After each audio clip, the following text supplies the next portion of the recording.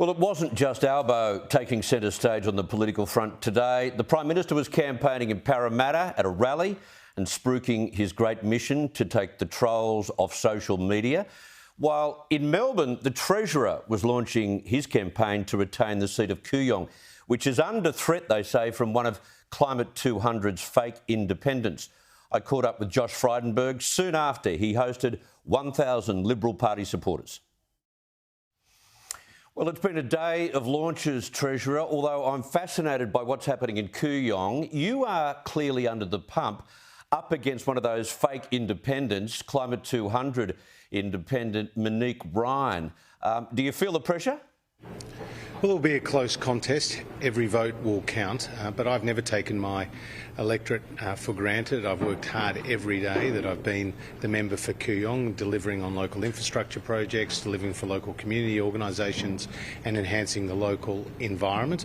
I've also obviously held down the portfolio of Treasurer and other portfolios, but the last few years have been particularly tough for our country, and I'm very proud of what we've been able to achieve in that role to see Australia now have one of the strongest economic recoveries anywhere in the world. But we had over 1,000 people here today gathering in Hawthorn, and it was an amazing show of people power. There was such a positive atmosphere here. Local community representatives who I've known for more than a decade, working whether it was in stroke support groups or working with a young family on their NDIS package, or another small business owner or a dry cleaner who JobKeeper helped save, as well as somebody who lives in a residential housing facility for affordable residential and community housing.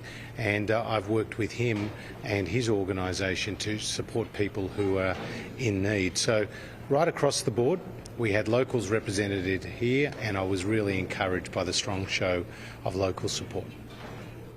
It's interesting because at Monique Ryan's campaign launch, I think she had just over 400 in attendance. You've had 1,000 at your function today. Are we overestimating the power of the Teal independents, do you think? Well, all they are is a slogan and a billboard. They've got a very slick social media campaign behind them. They've got a lot of money behind them, but the strings are being pulled elsewhere by Simon Holmes à Court and others. And what the Australian people need to understand about these so-called independents is that they're asking for their local community's vote, but they're not prepared to tell the local community how they will vote in the event of a hung parliament. Now, 3 years ago in Kooyong, we also faced a so-called independent. They did say back then that they would vote with the Labor Party, but it didn't turn out too well for them because they got less than 9% of the vote. So this time round, the so-called independent is not telling the local community how they will vote, even though we know they're only running with the support of the Labor Party and the Greens. They're running on a Labor Party platform. And in the case of Monique Ryan, she's a former long-standing member of the Labor Party. And even after she left the Labor Party, she still was promoting the Labor Party on social media and attacking the Liberal Party. Is it true that you actually came across a family member of Monique Ryan's? It's true, actually. I was walking down the streets to the shops and a lovely lady came up to me and said, "Josh, I'll be voting for you." I said, "Oh, that's very nice." And then she volunteered the fact that she was Monique Ryan's mother-in-law. So I was actually taken a bit back when she did that, Chris. So I asked the obvious question, well, why are you voting for me? And she said, because you know what you're doing and you're a nice person. So there you go. I appreciate the support from every corner of the community from where it comes. What about the election in general? You've got a little bit more baggage on board. You're going for a fourth term. This is not easy to do. John Howard was the last to do it. Why should the Morrison government be re-elected? For two reasons. It's our record and it's our plan for the future.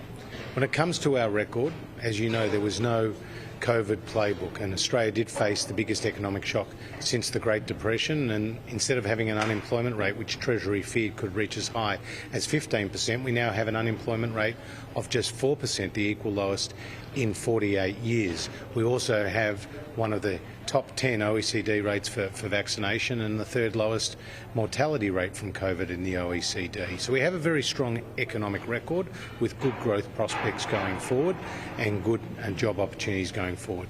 We've also laid out that detailed plan in the budget, which is our backing of small business, our backing of manufacturing, our backing of infrastructure, our backing of the regions, and our backing and guaranteeing of essential services. So our plan is laid out, and it's very different, Chris, to the Labor Party, who don't have an economic plan. They've got a 13-page pamphlet with no new ideas, and as we know, Anthony Albanese has never delivered a budget and has never held a Treasury portfolio. If the coalition is to lose this coming election, Treasurer, should the party consider you as a possible new leader? Again, I think you're jumping the gun then. I think we stand a very good chance at the upcoming election, but it will be close. And we started as the underdog, and Scott Morrison, myself and the other members of the leadership team will keep making the case each and every day across the community for our re-election.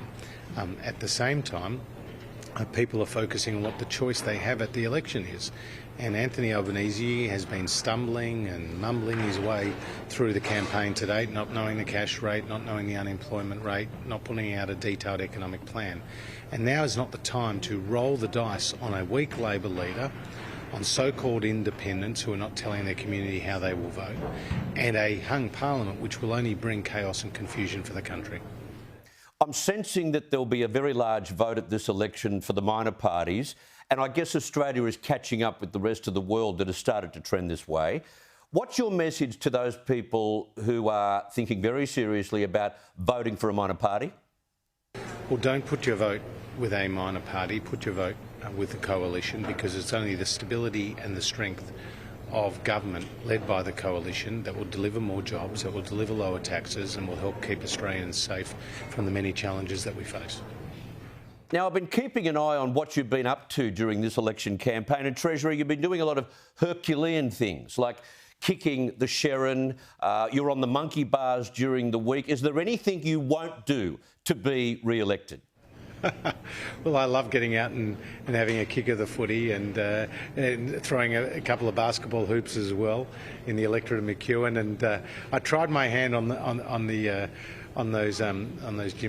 gymnastics equipment. I think everyone took a big gulp while I did it because, we hadn't practiced. The media are there, and anything could go wrong. As it did, by the way, for Kevin Rudd when he did try a bit of gymnastic equipment. But fortunately, I got through, and I'll leave you to be the judge whether Nadia Comaneci has any real opposition here in gymnastics. I want to get your reaction too to what we heard from Anthony Albanese today, that a Labor government would actually give 10,000 first home buyers the right to take up 60% of a mortgage, and the government or the taxpayer would take up the other 40% responsibility. What are your thoughts?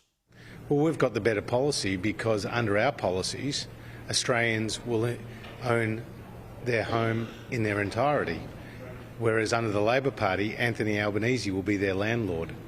And I don't think they'll feel too comfortable with that.